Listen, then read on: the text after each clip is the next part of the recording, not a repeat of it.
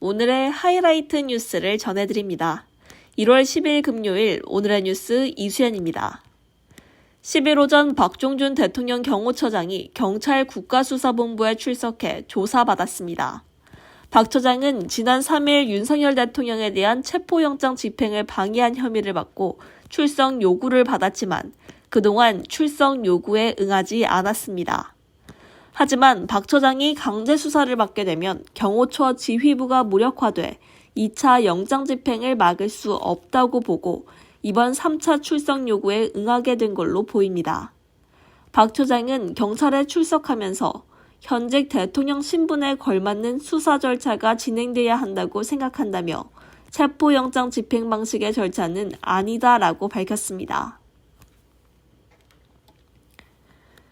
고위공직자 수사처를 비롯한 공조수사본부는 윤석열 대통령에 대한 2차 체포영장 집행 유효기간을 1차 때보다 3배가량 길게 받은 걸로 알려졌습니다. 법원이 발부한 영장의 유효기간이 설 연휴 전까지 대략 3주 정도인 걸로 전해졌습니다.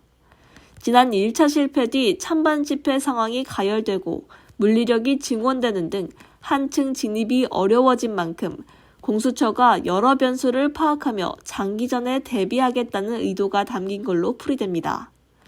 공수처 관계자는 신속 집행도 중요하지만 철저한 준비 역시 중요하다고 강조했습니다. 미국 로스앤젤레스에서 동시다발적으로 산불이 발생한 지 사흘째입니다. 특히 규모가 가장 큰 팰리세이드 산불과 이튼 산불은 돌풍 때문에 진화가 쉽지 않습니다. 미국 최대 금융회사인 JP모건 체이스는 이번 산불의 경제적 피해가 500억 달러, 우리 돈으로 약 73조 원 가량일 거란 추산치를 내놨습니다.